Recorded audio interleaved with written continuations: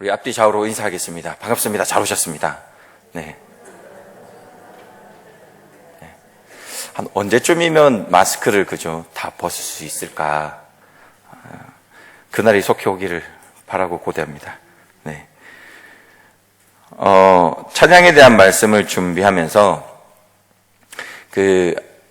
아이들이 그러니까 한두 마디 하다가 문장을 조금 얘기하다가 어느 순간부터인가 갑자기 말을 잘할 때가 있지 않습니까?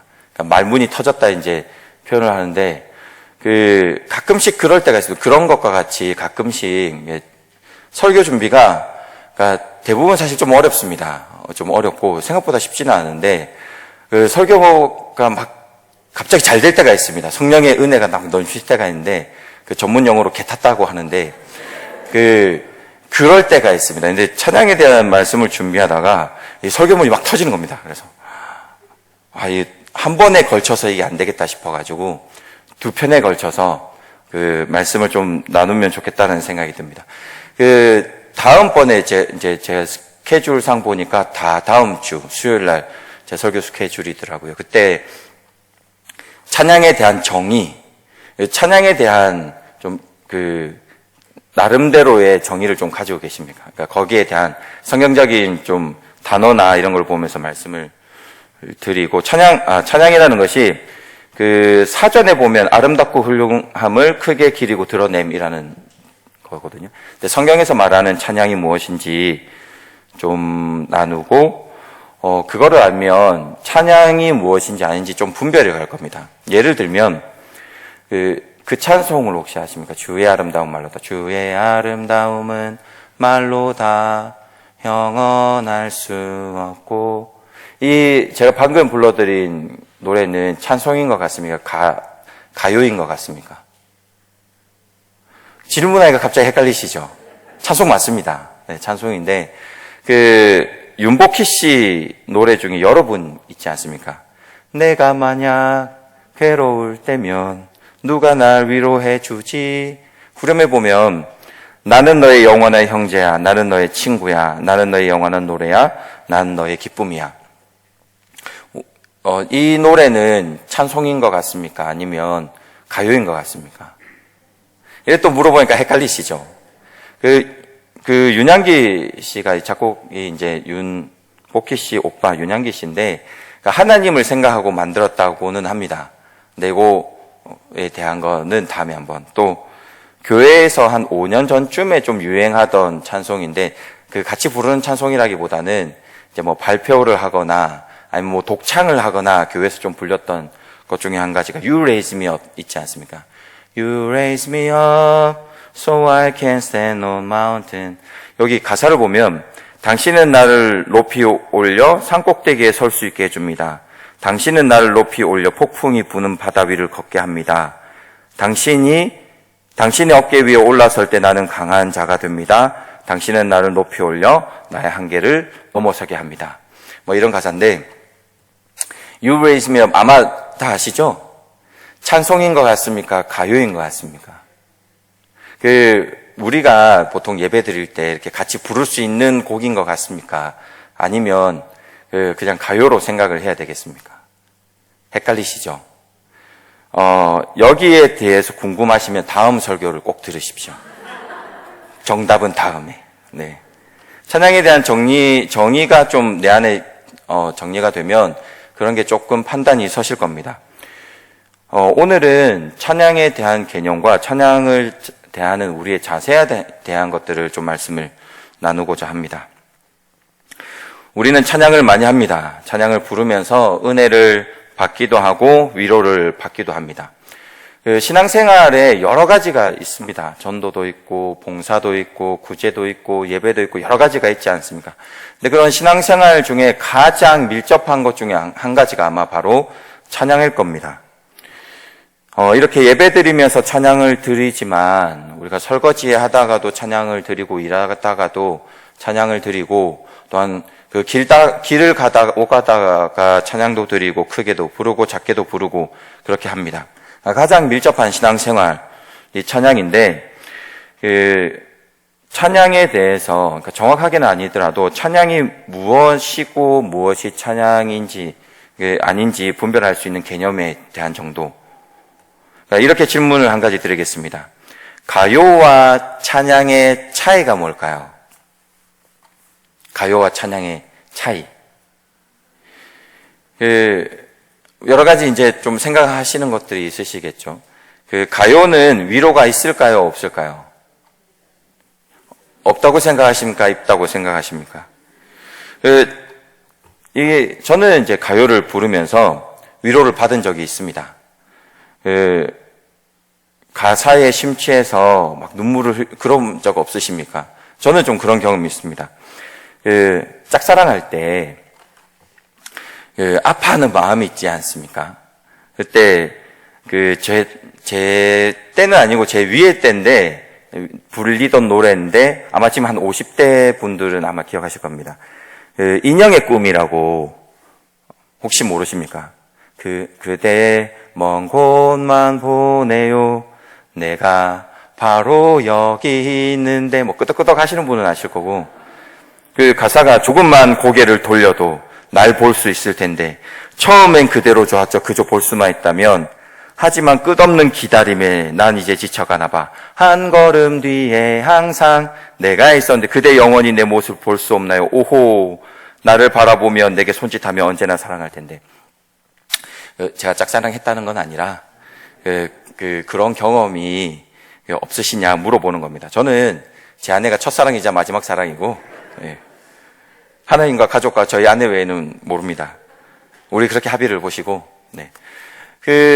그런 마음들을 내가 처한 상황에 대해서 가요들은 우리의 상황들에 대한 것들을 많이 생각하기 때문에 위로가 될 때가 있습니다. 아마 이제 남자 성도님들, 남성분들은 군대 갈 때마다 이제 마음이 허하거든요. 그럴 때가 있습니다. 근데 예전에 교회에서 이제 어떤 거였냐면 군대 가는 청년이 있으면 앞으로 이제 오후 예배 때 광고 시간에 불러내가지고 파송의 노래를 불러줬었습니다. 너의 가는 길에 주의 평강이 있으리 평강의 왕 함께 하시니. 왜 그랬냐면, 그러니까 군대라는 것도 선교지다. 그래서 선교지에 너가 선교사로 가니까 이제 위로받고 축복받고 가서 선교사로서의 역할을 잘 해라 라는 의미로 항상 군대 가는 청년이 있으면 예전에 이제 섬겼던 교회에서 불러줬습니다. 근데 그닥 그 청년이 위로를 받거나 뭐 그런 같아도 보이고 안 같아도 보이고 뭐 그랬는데, 아마 그 남성분들은 군대 갈 때 그 이등병의 편지 있지 않습니까? 그 집사님들 중에 있으실 건데, 집 떠나와 열차 타고 훈련소로 가는 날, 부모님께 큰절하고 대문 밖을 나설 때 가슴 속에 무엇인가 아쉬움이 남지만 풀 한 포기 친구 얼굴 모든 것이 새롭다. 이제 다시 시작이다. 젊은 날의 생이여. 저는 공익을 나왔는데, 훈사 훈련을 받고 4주 뒤면 집으로 이제 갑니다. 훈련을 나왔는데, 가는데 눈물이 왈칵 쏟아져요. 젊은 날의 생이여 이런데 눈물이 울컥. 4주 뒤면 가는데도. 아마 저뿐만 아니라 남자 집사님들 중에 그런 분들이 계실 겁니다. 그리고 지금도 이 노래로 위로를 받는 청년들이 있습니다. 유행이 좀 지나긴 했지만 한때 어르신들도 100세 인생, 그죠? 60세의 제가 사실 이거는 가사를 좀 잘 모릅니다. 노래를 잘 모릅니다. 60세의 저 세상에 날 데리러 오거든 아직은 젊어서 못 간다고 전해라. 70세, 80세, 90세, 100세의 저 세상에 날 데리러 오거든 좋은 날 좋은 시에 간다고 전해라. 이게 한때 유행되면서 어른들이 굉장히 많이 불렀던, 그러니까 위로가 된다라는 거죠. 혹시 그러니까 아버지 분들, 그러니까 여성의 삶을 잘 모르기 때문에 그 노래는 잘 모르는데, 아빠의 청춘, 이 세상의 부모 마음 다 같은 마음 아들 딸들 잘 되라고 행복할 힘이 얻지 않습니까? 목사가 강단에서 가요 부르니까 좀 더 은혜가 되는 것 같지 않습니까? 가요를 통해서 우리는 위로받을 때가 있습니다. 그러면 그 가요와 찬양이, 우리 찬양을 부르면서 위로를 많이 받게 되는데, 그럼 가요와 찬양의 차이가 위로가 될까, 무엇일까라는 겁니다. 찬양은 교회에서 부르는 노래, 가요는 밖에서 부르는 것이다. 이렇게 그러면 또 정의를 좀 할 수 있을까요? 제 두 가지 경험이 있는데 한번 들으시면서 찬양의 영역, 가요의 영역에 대해서 한번 생각해 보시길 바라겠습니다. 첫 번째로는 이제 사역을 시작하고 이제 한 2해, 좀 지나고 나서 전도사 때 이 일입니다. 교육자 부부 수련회가 있었습니다. 그 교회가 좀 커가지고 이제 아이들은 못 데려가고 부부만 참석하는 수련회였고 전 교육자가 다 참석을 해야 됐었습니다. 45인승 버스를 2대를 대절하고 설악산으로 가는 일정이었습니다. 한 차는 이제 행정목사님, 그 당시에 행정목사님도 사실은 까마득했습니다. 제가 제일 막내여서 회의를 하면, 하여튼 담임 목사님이 저 끝에 있습니다. 끝에 저렇게 보고 있습니다. 네. 그 정도로 큰 교회인데, 행정목사님이 타는 차, 45인승. 또 하나는 이제 넘버 2 목사님, 또 타는 타이레하고 있었는데, 저는 이제 행정목사님 타는 차, 버스에 올라서 맨 끝에 이제 맨 구석에 있었습니다. 근데 시간이 오래 가다 보니까 설악산까지 가야 되니까 시간이 길지 않습니까? 그래서 행정목사님이 가다가 마이크를 딱 잡으시더니 뭐라고 말씀하셨냐면, 우리 즐겁게 가자, 좀 신나게 가자, 이렇게 말씀하시면서 뭐라 했냐면, 내가 가요를 부를 테니까 알아서들 불러라 라고 이제 가요를 부르셨습니다. 여러분, 사장님이 짜장면을 드시는데 사원이 탕수육을 시킬 수 없지 않습니까? 그죠? 또 이 국룰이지 않습니까? 그래서 이제 그 순번대로 이제 다 가요를 불렀습니다. 제 순서가 왔는데, 제가 보시면 약간 좀 다른 면이 있지 않습니까? 제가 고등학생 때 사실 좀 들었던 이야기 중에 어떤 단어가 좀 너 괴짜 같다라는 얘기를 좀 들었었거든요. 좀 강단에서 쓰기는 좀 그렇지만, 제 스스로 표현할 때 저에게 약간의 똘끼가 있습니다. 그러니까 부드럽게 이야기를 하면 조금 사실 평범하지 않은 면이 좀 있습니다. 모두가 이제 다 가요를 부르는데 그 생각이 들더라고요. 그러니까 다 가요를 부른다고 내가 굳이 가요를 불러야 되나? 라는 생각이 들더라고요. 그러니까 막내는 사실 선배가 하면 따르는 게 국룰이긴 한데 가요를 부르기 싫더라고요. 그래서 마이크를 제가 제일 마지막이었으니까 마이크를 잡고 찬송가를 불렀습니다.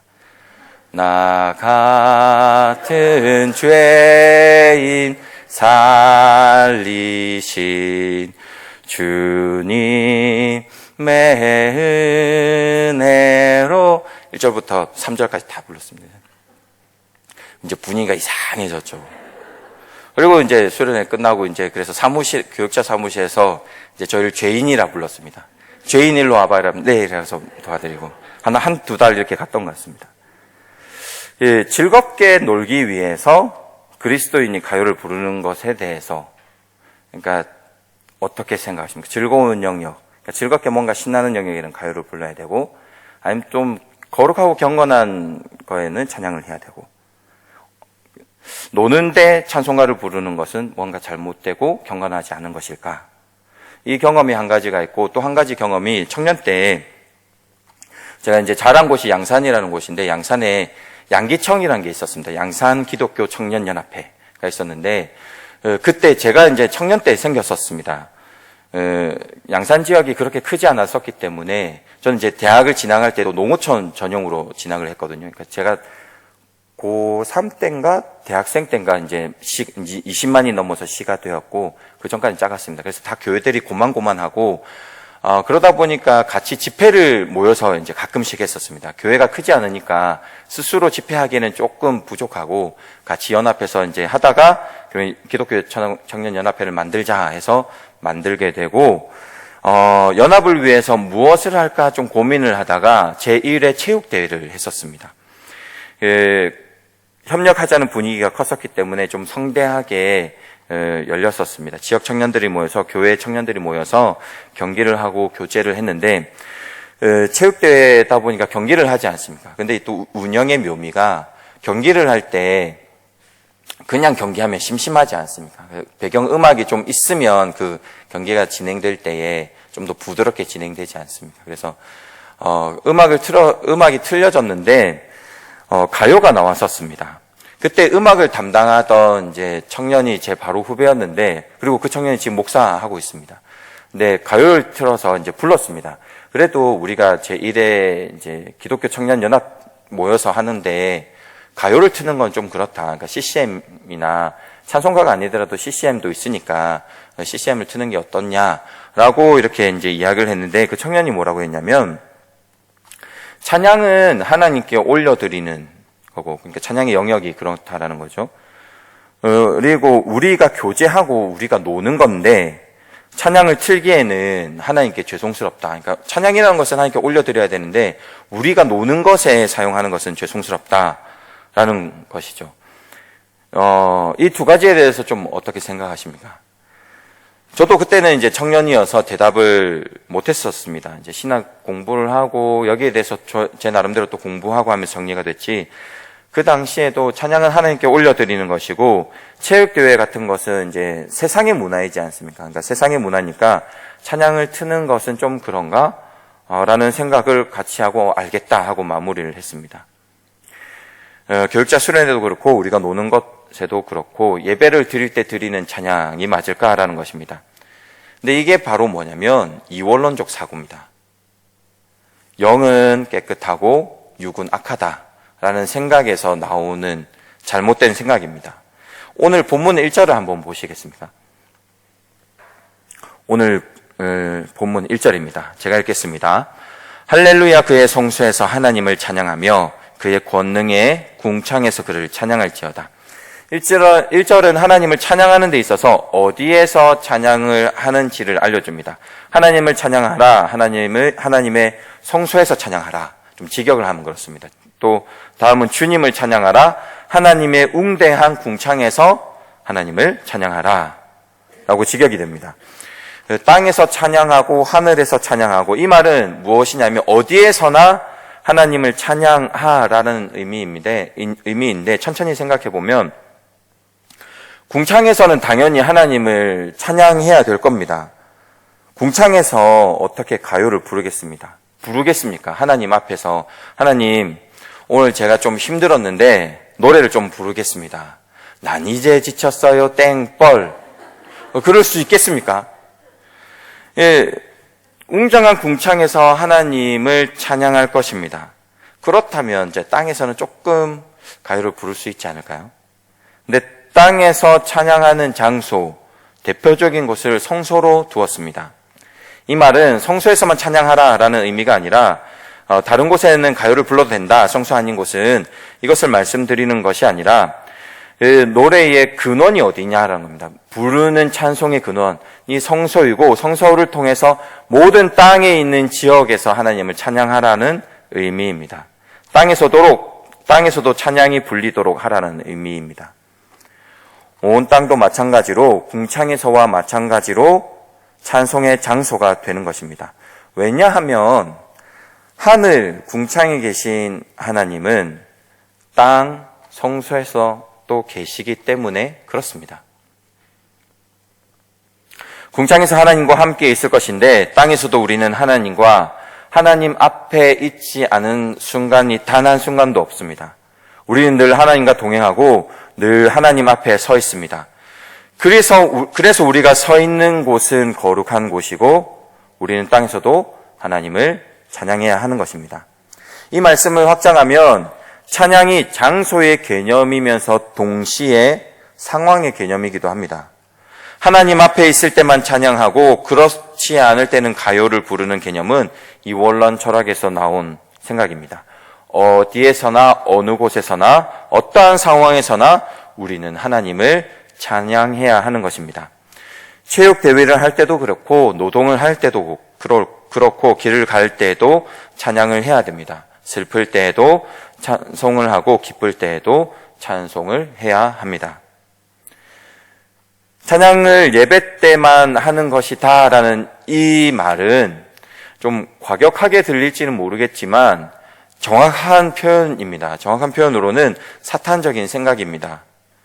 사탄은 우리가 삶에서 찬양을 하지 못하게 합니다. 우리가 찬양을 하지 못하도록 막는 존재가 사탄입니다. 세상적인 일에는 찬양을 하면 안 돼 라고 생각을 심어주는 존재는 사탄입니다. 말씀은 사탄과의 생각에 반대로 말씀하고 있습니다. 이사야 43장 21절에 보면 내가 이 백성을 지었나니 이 백성은 나를 찬송하게 하려 함이라 라고 구약에서 말씀하고 있습니다. 구약의 이 말씀이 신약 고린도전서 우리가 익히 알고 있는 10장 31절에 보면 그런즉 너희는 먹든지 마시든지 무엇을 하든지 하나님의 무엇을 위해서?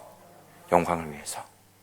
성경은 동일하게 구약이든 신약이든 우리가 어떤 존재냐면 하나님을 찬양하는 존재이고 어떤 상황에서든 하나님께 영광 돌리는 존재라고 성경은 말씀하고 있습니다. 세상의 것, 찬양의 것을 나누는 것은 우리는 구별하지만 성경은 그것을 구별하지 않습니다. 로마서 11장 36절에 이렇게 말씀하고 있습니다. 이는 만물이 주에게서 나오고 주로 말미암고 주에게로 돌아갑니다. 그에게 영광이 세세히 있을지어다. 아멘. 모든 만물이 주로 말미암고 주에게로 돌아가고 주께로 나왔다라고 성경은 분명히 말씀하고 있습니다. 정리를 하면 분명하게 우리가 삶을 살아갈 때 세상적인 것과 복음적인 것이 나누어져 있고 우리는 세상적인 것의 위로를 때로는 받기도 합니다. 그런데 우리에게는 사명이 있습니다. 세상적인 것, 복음적인 것 이렇게 세상을 양분하지만 우리는 세상적인 것을 복음적인 것으로 만들어야 하는 사명이 있습니다. 그것을 우리는 받았습니다. 성탄절에 대해서 아마 잘 아실 겁니다. 예수님께서 탄생하신 날은 12월 25일이 아니라는 것을 다 아실 겁니다. 그날은 이교의 가장 큰 축제일이었습니다. 근데 그때를 예수님의 탄생하는 기념일로 바꾼 겁니다. 그래서 오늘날까지 지금 우리 모두가 성탄절, 이교의 축제일이 아니라 예수 그리스도의 탄생의 기념일로 12월 25일을 지키고 있는 것입니다. 마찬가지로 찬양이라는 것은 예배 때만 올려드리는 것이 아니라 우리의 삶의 모든 영역, 우리의 기쁨과 슬픔, 즐거움과 괴로움 모든 것을 하나님 앞에 올려드려야 하는 것입니다. 뿐만 아니라 우리의 삶에서 이루어지는 하나님을 향한 찬양이 우리의 이웃도 참여할 수 있도록 전도하고 그 이웃과 가정이 하나님을 찬양하는 가정으로 삶을 드릴 수 있도록 복음을 전하고 도와주어야 하는 사명이 우리에게 있다라는 것입니다. 물이 바다를 덮은 것 같이 여호와의 영광을 온 세상이 가득하도록 우리의 삶을 드려야 하는 것입니다. 코로나로 교회가 움츠러들었습니다. 이제는 궁창에서도 성소에서도 하나님을 찬양하는 소리가 울리도록 저와 여러분들의 삶을 들어 여호와 하나님을 찬양하는 소리가 퍼지도록 헌신하는 우리의 삶, 그래서 하나님의 영광이 드러나는 모든 영역에서 찬양을 드리는 삶이 되도록 해야 합니다. 이 사명에 우리의 모든 삶을 헌신하는 우리가 되기를 축복합니다.